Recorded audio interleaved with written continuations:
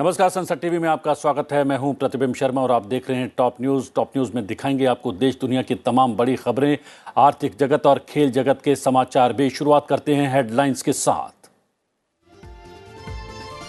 ऑस्ट्रेलियाई प्रधानमंत्री का राजधानी दिल्ली में व्यस्त कार्यक्रम। प्रधानमंत्री नरेंद्र मोदी के साथ हैदराबाद हाउस में करेंगे महत्वपूर्ण मुलाकात। दोनों देशों के बीच द्विपक्षीय संबंधों को और मजबूत बनाने का होगा प्रयास। लोकसभा अध्यक्ष ओम बिरला बहरीन की राजधानी मनामा पहुंचे। अंतर संसदीय संघ के 146वें सम्मेलन में भारतीय संसदीय प्रतिनिधिमंडल का करेंगे नेतृत्व। आईपीयू के अध्यक्ष से भी करेंगे मुलाकात। प्रवर्तन निदेशालय ने दिल्ली आबकारी नीति में कथित अनियमितताओं से जुड़े धन शोधन मामले में दिल्ली के पूर्व उप मुख्यमंत्री मनीष सिसोदिया को किया गिरफ्तार। आज होने वाली थी सिसोदिया की जमानत पर सुनवाई। जर्मनी के हैम्बर्ग शहर के चर्च में गोलीबारी, 7 लोगों की मौत, कई घायल। हैम्बर्ग पुलिस हमले के कारणों की जांच में जुटी। भारत और अमेरिका का रणनीतिक व्यापार वार्ता शुरू करने का फैसला। उच्च प्रौद्योगिकी वाणिज्य को बढ़ाने के तरीकों का पता लगाने और प्रौद्योगिकी हस्तांतरण की सुविधा के लिए रणनीति तैयार करने की होगी कोशिश। और अब समाचार विस्तार से।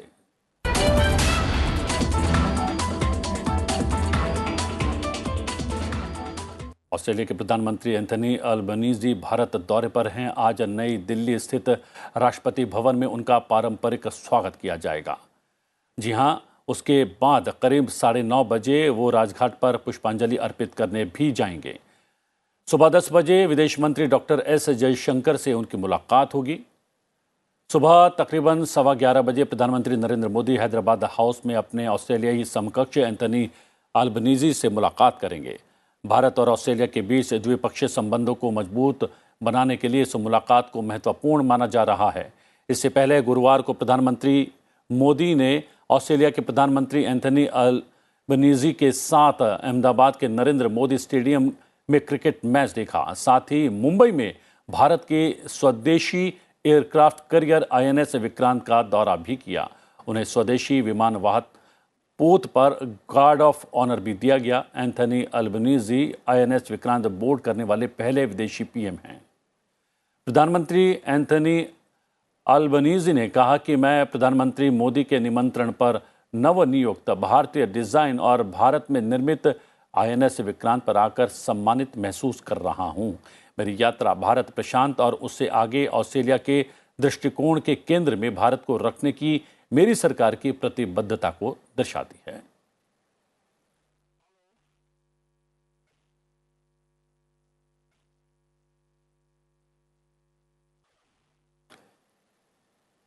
प्रधानमंत्री नरेंद्र मोदी आज सुबह तकरीबन 10 बजे महिलाओं के आर्थिक सशक्तिकरण पर बजट उपरांत वेबिनार के आरंभिक सत्र को संबोधित करेंगे।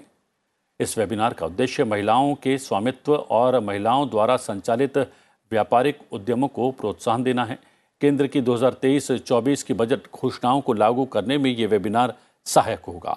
महिला और बाल विकास मंत्री स्मृति ईरानी और ग्रामीण विकास मंत्री गिरिराज सिंह भी वेबिनार के आरंभिक सत्र में शामिल होंगे। आरंभिक सत्र के बाद स्व सहायता समूहों को बड़े व्यापारिक उद्यमों में बदलने, प्रौद्योगिकी और अर्थव्यवस्था का उपयोग करने, बाजार और व्यापार के विस्तार की दिशा में विचार विमर्श के लिए 3 सत्र आयोजित किए जाएंगे। जहां हम जैसे कि बात कर रहे थे कि ऑस्ट्रेलिया के प्रधानमंत्री का आज राजधानी दिल्ली में व्यस्त कार्यक्रम है। अखिलेश सुमन हमारे सहयोगी संवाददाता जुड़ गए हैं हमारे साथ फोन लाइन पर। अखिलेश, बात करें 2020 में 8 महत्वपूर्ण करारों पर दोनों देशों के बीच हस्ताक्षर किए गए थे। ये इस बार का ऑस्ट्रेलिया के प्रधानमंत्री का भारत का दौरा कितना महत्वपूर्ण है?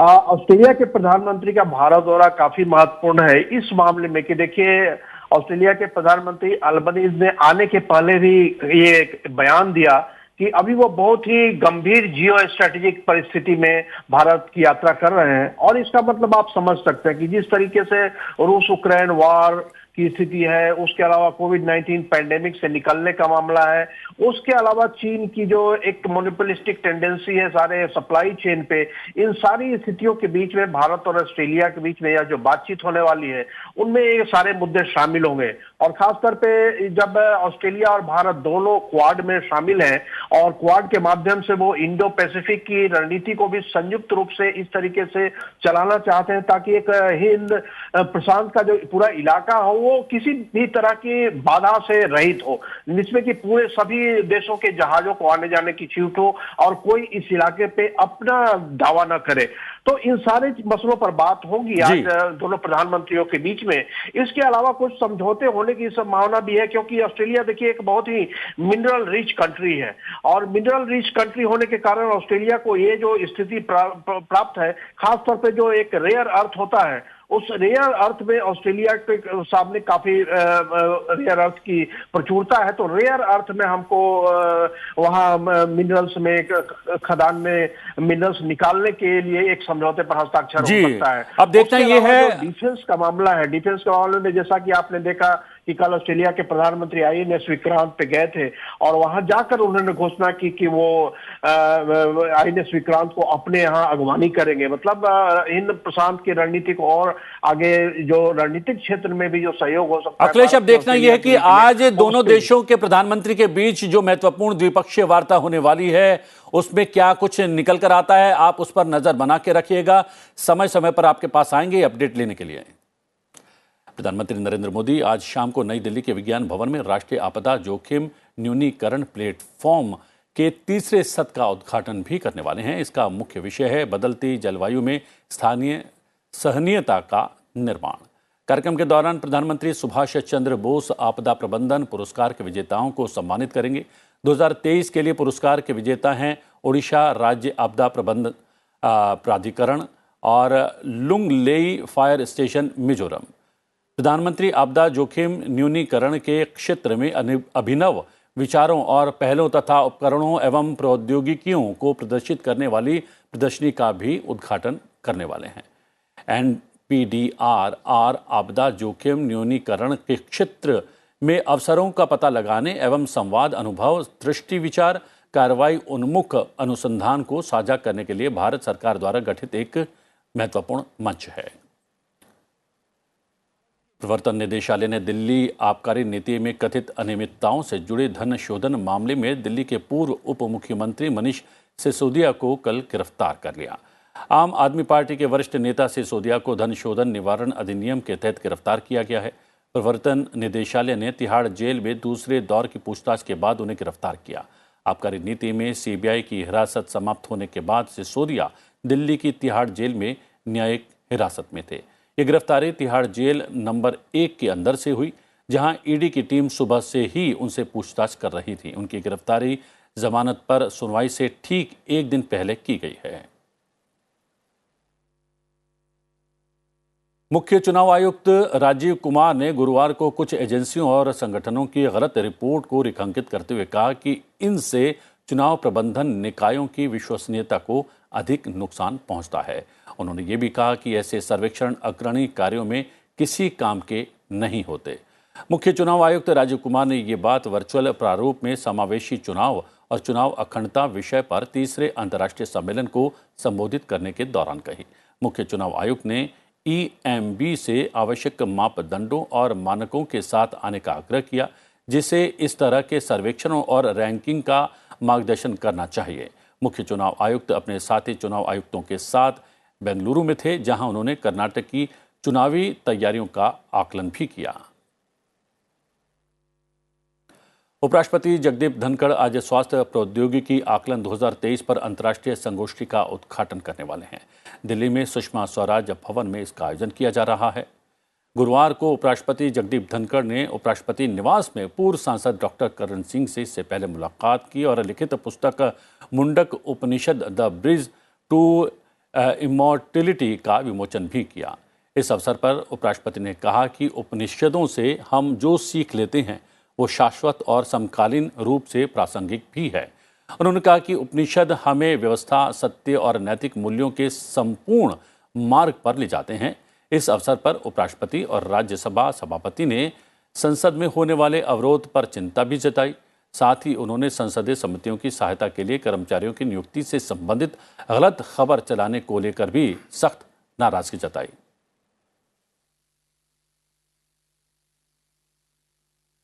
जी हां, सीधा प्रधानमंत्री के कार्यक्रम में चलते हैं। प्रधानमंत्री इस कार्यक्रम में पहुंच चुके हैं। आप देख सकते हैं राष्ट्रपति भवन की ये तस्वीरें हैं। ऑस्ट्रेलिया के प्रधानमंत्री एंथनी अल्बनीज़ी आपको अपने टेलीविजन स्क्रीन पर नजर आ रहे होंगे। गार्ड ऑफ ऑनर दिया जा रहा है उनको।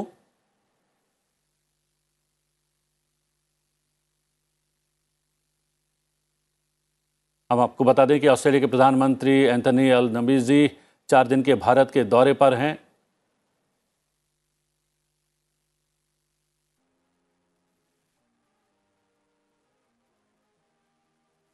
ये आप सीधी तस्वीरें राष्ट्रपति भवन से देख रहे हैं। ऑस्ट्रेलिया के प्रधानमंत्री एंथनी अल्बनीज़ी को गार्ड ऑफ ऑनर दिया जा रहा है।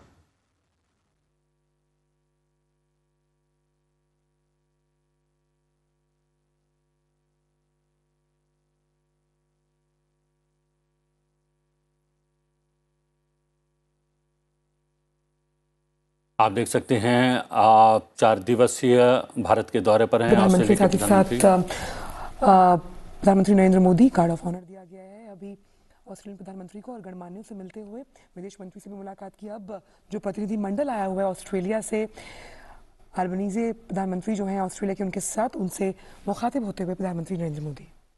ऑस्ट्रेलियाई प्रधानमंत्री अल्बनीज़ भारत की 4 दिवसीय आधिकारिक यात्रा पर है और अपनी यात्रा की शुरुआत उन्होंने गुजरात के नरेंद्र मोदी स्टेडियम से की और आज हैदराबाद हाउस में उनको गार्ड ऑफ ऑनर दिया गया और यहां पर मीडिया से भी बातचीत करते नजर आएंगे।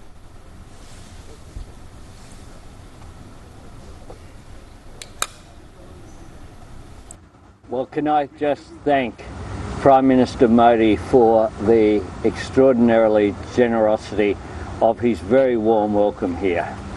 Australia and India are great friends. We are partners and we're building that partnership even stronger each and every day, both through our personal relationship as the Prime Ministers of India and Australia, but importantly as well the relationship between our peoples.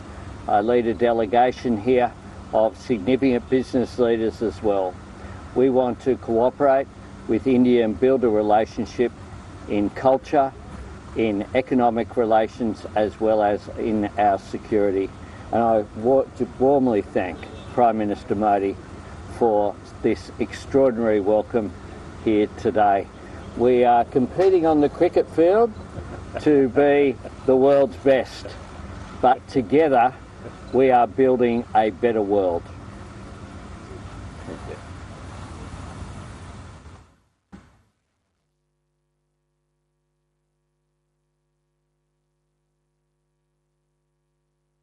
Australian प्रधानमंत्री ने कही, उन्होंने सबसे पहले जो भारतीय प्रधानमंत्री हैं नरेंद्र मोदी, उनका धन्यवाद दिया कि जिस ऊष्मता के साथ उन्होंने उनका स्वागत भारत की इस धरती पर किया।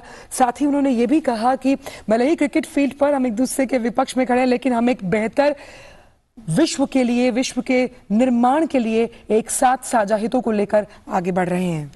तो प्रधानमंत्री एंथनी एल्बनीज यहाँ पर भारत में तमाम विभिन्न क्षेत्रों के खास रिप्रेजेंटेटिव से, प्रतिनिधियों से मुलाकात कर रहे हैं। दोनों प्रधानमंत्री साथ में बेहद गर्मजोशी के साथ मुस्कुराते हुए। आंचल, ये बहुत ही देखने लायक है। दोनों कितने ज्यादा कल भी हमने तस्वीरों को देखा जो दोनों बिल्कुल दोस्त है, लेकिन उन्होंने ये भी बोला कि जो बॉडी लैंग्वेज दोस्ती है, ये दोस्ती को हम आगे बढ़ाते हैं। और बिल्कुल ये दो अलग अलग देशों के राष्ट्राध्यक्ष जरूर हैं, लेकिन वो जो दोस्ती है प्रधानमंत्री की, वो साफ तौर पर नजर आती हुई। कुछ ऐसा ही हमने देखा था कि बेंजामिन नेतन्याहू के साथ। जी हाँ, इस लाइव खबर पर जाने से पहले हम बात कर रहे थे उपराष्ट्रपति जगदीप धनखड़ की। उनके निवास में पूर्व सांसद डॉक्टर कर्ण सिंह की ओर से लिखित पुस्तक मुंडक उपनिषद द ब्रिज टू इमोरलिटी का विमोचन किया गया। इस अवसर पर उपराष्ट्रपति ने कहा कि उपनिषदों से हम जो सीख लेते हैं वो शाश्वत और समकालीन रूप से प्रासंगिक भी है। उन्होंने कहा कि उपनिषद हमें व्यवस्था, सत्य और नैतिक मूल्यों के संपूर्ण मार्ग पर ले जाते हैं।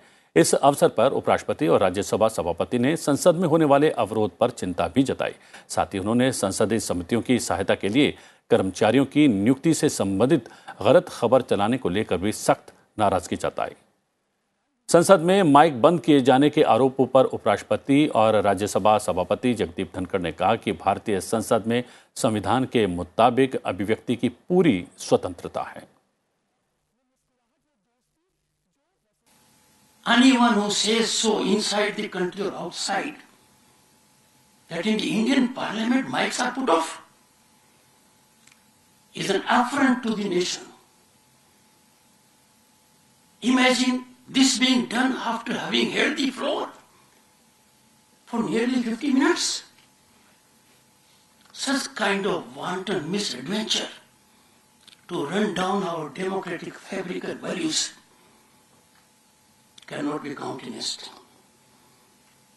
I call upon everyone, intelligentsia, media and youth who are warriors of 2047, rise to the occasion, expose these forces, neutralize them. I am not a stakeholder in politics. I don't engage in partisan stance, but I do believe in constitutional duty. And I know fear cannot dominate my mind after I have kept Dr. Singh on my right side for so long. If I observe silence, the vast majority of people who believe in this nation would be silenced forever. We cannot allow such kind of narrative to gain currency and momentum by those elements who wish to antidote our rising growth. Lok Sabha अध्यक्ष Om Birla Bahrain की राजधानी Manama में अंतर संसदीय संघ के 146वें सम्मेलन में भारतीय संसदीय प्रतिनिधि मंडल का नेतृत्व करेंगे। शनिवार को सम्मेलन की शुरुआत से पहले लोकसभा अध्यक्ष आज आईपीयू के अध्यक्ष से मुलाकात करने वाले हैं। मनामा में लोकसभा अध्यक्ष ओम बिरला आईपीयू के अध्यक्ष दुआर्ते पचेको के साथ पारंपरिक हित के मुद्दों पर चर्चा करेंगे। शाम को वो पनामा में भारतीय समुदाय को संबोधित भी करेंगे। भारतीय संसदीय प्रतिनिधिमंडल 11 मार्च को आईपीयू के एशिया प्रशांत समूह की बैठक में हिस्सा लेगा। लोकसभा अध्यक्ष ओम बिरला मनामा में अंतर संसदीय संघ की 146वीं सभा के उद्घाटन समारोह में हिस्सा लेंगे। सम्मेलन 15 मार्च तक चलने वाला है।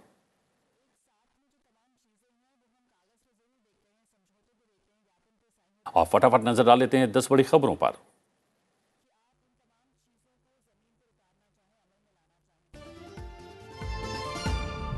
नागालैंड के मुख्यमंत्री नेफ्यू रियो ने गुरुवार को अपने 2 उप मुख्यमंत्रियों और 9 मंत्रियों को विभागों का आवंटन किया। रियो ने 24 विधायकों को विभिन्न विभागों में सलाहकार भी नियुक्त किया। भारतीय अंतरिक्ष अनुसंधान संगठन इसरो ने कल बेंगलुरु में अमेरिकी अंतरिक्ष एजेंसी नासा और इसरो का संयुक्त सिंथेटिक अपर्चर रडार निस्सार उपग्रह प्राप्त किया। नासा और इसरो द्वारा संयुक्त रूप से विकसित ये उपग्रह पृथ्वी की सतह का विश्लेषण कर डाटा तैयार करेगा। इसका उपयोग कृषि, भूस्खलन और आपदा प्रबंधन सहित कई क्षेत्रों में किया जाएगा। इसे अमेरिकी वायुसेना C-17 मालवाहक विमान से बेंगलुरु लाया गया। लोकसभा विशेषाधिकार समिति राष्ट्रपति के अभिभाषण पर धन्यवाद प्रस्ताव पर चर्चा के दौरान कांग्रेस नेता राहुल गांधी के भ्रामक, अपमानजनक, असंसदीय और अभियोगात्मक बयान देने के लिए विशेषाधिकार प्रस्ताव की आज सुनवाई करेगी। प्रवर्तन निदेशालय ने पाकिस्तान में कश्मीरी छात्रों को MBBS सीटें बेचने के मामले में हुर्रियत नेताओं के घरों समेत 3 जगहों पर छापे मारे। शहरी स्थानीय निकाय चुनाव में ओबीसी को आरक्षण के मुद्दे पर गौर करने के लिए उत्तर प्रदेश सरकार द्वारा गठित 5 संसदीय आयोग ने मुख्यमंत्री योगी आदित्यनाथ को अपनी रिपोर्ट सौंप दी है। हरियाणा के मुख्यमंत्री मनोहर लाल खट्टर और राज्य की ई-निविदा नीति का विरोध कर रहे सरपंचों का प्रतिनिधित्व करने वाले एक संगठन के बीच गुरुवार देर शाम मैराथन बैठक हुई। मुख्यमंत्री ने कहा कि हरियाणा के सरपंचों की 15-16 मांगे हैं और 1-2 बातों को छोड़कर लगभग सभी बातों पर सहमति बन गई है। पर्यटन मंत्रालय द्वारा पोस्ट कोविड वैश्विक अभियान के तहत बनाई गई 2 फिल्मों ने बर्लिन में पुरस्कार जीते हैं। इन दोनों प्रचार फिल्मों को मंत्रालय द्वारा कोविड के बाद पर्यटकों के लिए भारत को फिर से खोलने पर बनाया गया है। मंत्रालय ने ITB बर्लिन 2023 में अंतर्राष्ट्रीय गोल्डन सिटी गेट पर्यटन पुरस्कार के तहत गोल्डन एंड सिल्वर स्टार प्राप्त किया है। वायु गुणवत्ता प्रबंधन आयोग ने पिछले साल 5 अक्टूबर से लागू ग्रेडेड रिस्पांस एक्शन प्लान के तहत निवारक और प्रतिबंधात्मक कार्रवाइयों को गुरुवार को वापस ले लिया। आयोग द्वारा ये फैसला आने वाले दिनों में दिल्ली की वायु गुणवत्ता में निरंतर सुधार के पूर्वानुमान के बीच लिया गया है। मध्य प्रदेश के मुख्यमंत्री शिवराज सिंह चौहान आज केंद्रीय मंत्री ज्योतिरादित्य सिंधिया और राज्य के वन मंत्री विजय शाह के साथ प्रदेश के शिवपुरी जिले में बाघ विहीन हो चुके माधव राष्ट्रीय उद्यान में बाघों को फिर से बसाने की योजना के तहत राज्य के अन्य बाघ अभयारण्यों से लाए गए 1 बाघ और 2 बाघिनों को माधव राष्ट्रीय उद्यान में छोड़ेंगे। अरुणाचल प्रदेश विधानसभा ने गुरुवार को पारंपरिक ग्राम सभाओं को मजबूत करने और न्याय वितरण तंत्र को तेज करने के लिए एक विधेयक पारित किया है। और अब अंतर्राष्ट्रीय समाचार। अमेरिकी राष्ट्रपति जो बाइडेन ने साल 2024 के लिए 6.9 ट्रिलियन अमेरिकी डॉलर का वार्षिक बजट पेश किया है। इसमें अरबपतियों पर 25% न्यूनतम कर लगाने की योजना है। साथ ही बाइडेन की योजना निवेश के लिए कैपिटल गेन टैक्स 20% से बढ़ाकर 39.6% करने की है। इससे कॉरपोरेट्स रईस अमेरिकियों से ज्यादा टैक्स वसूला जाएगा। ये प्रस्ताव काफी हद तक बाइडेन के multi trillion dollar build back better economic package को रिप्रेजेंट करता है। बाइडेन की योजना से 10 वर्षों में करीब $3 ट्रिलियन के घाटे की भरपाई को कम करने की होगी। My budget is about investing in America and all of America, including places and people and folks who've been forgotten. Amid the economic upheaval of the past 4 decades, too many people have been left behind or treated like they're invisible. Not anymore. I promise you, I see you. We've got work to do, but we made a lot of progress in the first 2 years. Israel में न्यायपालिका में अमूलचूल परिवर्तन से संबंधित सरकार के एक विवादित प्रस्ताव के खिलाफ प्रदर्शन हुए। इस दौरान प्रदर्शनकारियों ने सड़कों को बंद कर दिया, जिसके चलते प्रधानमंत्री बेंजामिन नेतन्याहू हेलीकॉप्टर से हवाई अड्डे पहुंचे। विवादास्पद योजना के खिलाफ 2 महीने से अधिक समय से जारी देशव्यापी अभियान के तहत विरोध प्रदर्शन हुए। इस दौरान प्रदर्शनकारियों ने उस सड़क मार्ग को अवरुद्ध कर दिया जिससे नेतन्याहू को विदेश यात्रा के लिए हवाई अड्डे पहुंचना था। विरोध प्रदर्शनों के कारण अमेरिकी रक्षा मंत्री लॉयड ऑस्टिन के दौरे पर भी असर पड़ा है। प्रदर्शनों के मद्देनजर उनके कार्यक्रम हवाई अड्डे के करीब आयोजित करने की व्यवस्था की गई है। जर्मनी के हैम्बर्ग शहर में एक चर्च में गोलीबारी की घटना हुई है। इस हमले में 7 लोग मारे गए हैं और कई अन्य घायल हो गए हैं। मृतकों की संख्या बढ़ने की आशंका जताई गई है। हैम्बर्ग पुलिस के मुताबिक अल्स्टरडॉर्फ इलाके में स्थित यहोवा विटनेस चर्च में गोलीबारी की घटना हुई। हमलावर ने लगातार 12 राउंड फायर किए। बड़ी संख्या में सुरक्षा बलों के मौके पर तैनात कर दिया गया है। वहीं हमले के बाद अब घटनास्थल पर बड़े पैमाने पर बचाव अभियान चलाया जा रहा है। पुलिस हमले के कारणों की जांच कर रही है। फिलहाल अब तक किसी की गिरफ्तारी नहीं की जा सकी है। नाइजीरिया के लागोस में एक ट्रेन के यात्री बस से टकरा जाने से भीषण हादसा हो गया। इस हादसे में 6 लोगों की मौत हो गई जबकि दर्जनों लोग घायल बताए जा रहे हैं। Lagos state emergency management agency ने ये जानकारी उपलब्ध करवाई है। जांच एजेंसी के मुताबिक बस सरकारी कर्मचारियों को काम पर ले जा रही थी। इसी दौरान वो इंटरसिटी ट्रेन से टकरा गई। अब तक इस हादसे में 84 लोगों को जिंदा बचाकर अस्पताल ले जाया गया है। हादसे में 6 की मौत हो गई, जिसमें अस्पताल में मरने वालों को भी शामिल किया गया है। शुरुआती जांच में बस ड्राइवर की लापरवाही के चलते हादसे की बात सामने आ रही है। नेपाली कांग्रेस के रामचंद्र पौडेल देश के तीसरे राष्ट्रपति चुन लिए गए हैं। पौडेल नेपाली कांग्रेस और सीपीएन समेत 8 दलों के गठबंधन की तरफ से उम्मीदवार थे। उन्होंने चुनाव में संसद के 214 सांसदों और 352 प्रांतीय विधानसभा सदस्यों के वोट हासिल किए। पौडेल नेपाल की संसद में 17 बार प्रधानमंत्री के चुनाव में असफल रहे हैं। नेपाल में राष्ट्रपति चुनाव के लिए मतदाताओं की कुल संख्या 882 है, जिसमें संसद के 332 सदस्य और 7 प्रांतों की प्रांतीय विधानसभाओं के 550 सदस्य भी शामिल हैं। भारी विरोध के बाद जॉर्जिया ने विदेशी एजेंटों विधेयकों को वापस ले लिया है। इससे पहले मंगलवार को संसद ने इसे प्रारंभिक स्वीकृति भी प्रदान कर दी थी, लेकिन हजारों प्रदर्शनकारी संसद के सामने एकत्रित हो गए। जॉर्जियाई और यूरोपीय संघ के झंडे लेकर और विधायिका के अंदर राजनेताओं पर रूसी कानून के लिए नहीं और आप रूसी हैं चिल्ला रहे थे। प्रदर्शनकारियों को डर था कि मसौदा कानून प्रेस की स्वतंत्रता को सीमित कर देगा और जॉर्जिया की यूरोपीय संघ की सदस्यता की उम्मीदों को चोट पहुंचा सकता है। और अब आर्थिक जगत के बड़े समाचार। भारत और अमेरिका के बीच विभिन्न क्षेत्रों में सहयोग पर चर्चा करने के लिए आज नई दिल्ली में भारत अमेरिकी वाणिज्यिक संवाद और सीईओ फोरम आयोजित किया जाएगा। इस संवाद में दोनों देशों के बीच व्यापार और निवेश की संभावनाओं के नए मार्ग खुल सकते हैं। वाणिज्य मंत्री पीयूष गोयल और अमेरिकी वाणिज्य मंत्री जीना रायमोंडो संवाद की सह अध्यक्षता करने वाले हैं। रायमोंडो इन दिनों 4 दिन की भारत यात्रा पर हैं। भारत अमेरिकी वाणिज्यिक संवाद एक सहकारी उपक्रम है जिसमें निजी क्षेत्र की बैठकों के साथ साथ दोनों सरकारों की आपस में नियमित बैठकें शामिल हैं। इसका उद्देश्य व्यापार को सुविधाजनक बनाना और आर्थिक क्षेत्रों की एक विस्तृत श्रृंखला में निवेश के अवसरों को अधिक करना है। और बात खेल जगत की।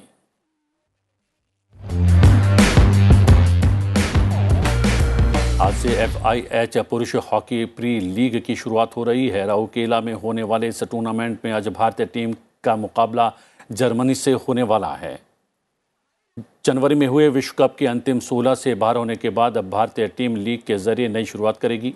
लीग के लिए चुनी गई टीमें मनदीप सिंह, आकाशदीप सिंह और अमित रोहिदास जगह नहीं पा सके हैं। Star Trek Fricker Harmanpreet Singh का मानना है कि जर्मनी और ऑस्ट्रेलिया समेत सभी टीमों के खिलाफ मुकाबला चुनौतीपूर्ण होगा। फिलहाल बुलेटिन में इतना ही। जाते जाते छोड़े जाते हैं आज के दिन के इतिहास के साथ। बने रहिए संसद टीवी के साथ। मुझे दीजिए आज्ञा। नमस्कार। 10 मार्च साल 1932 को उडुप्पी रामचंद्र राव का जन्म कर्नाटक के उडुप्पी जिले में हुआ था। इन्हें भारतीय उपग्रह कार्यक्रम का वास्तुकार माना जाता है। अमेरिका के टेक्सास विश्वविद्यालय में बतौर प्रोफेसर अपना करियर शुरू करने के बाद रामचंद्र राव साल 1966 में भारत वापस आ गए। ये भारतीय अंतरिक्ष अनुसंधान संगठन इसरो के अध्यक्ष भी रहे। इनके मार्गदर्शन में आर्यभट्ट समेत लगभग 18 उपग्रह लॉन्च किए गए।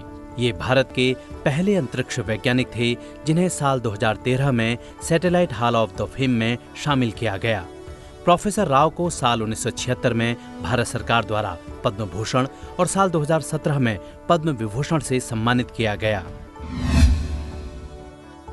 10 मार्च साल 1897 में सावित्रीबाई फुले का निधन हुआ। सावित्रीबाई भारत की पहली महिला शिक्षिका रहीं। इन्होंने साल 1848 में महाराष्ट्र के पुणे में भारत के पहले बालिका स्कूल की स्थापना की और इसकी प्रिंसिपल भी रहीं। सावित्रीबाई फुले शिक्षक होने के साथ ही नारी मुक्ति आंदोलन की पहली नेता, समाज सुधारक और मराठी कवयित्री भी रहीं। बालिकाओं को शिक्षित करने के लिए इन्हें समाज का कड़ा विरोध झेलना पड़ा था, पर ये कभी पीछे नहीं हटीं। इतिहासकारों के मुताबिक भारतीय समाज में महिलाओं को उनका हक दिलाने में सावित्रीबाई फुले की बड़ी भूमिका रही।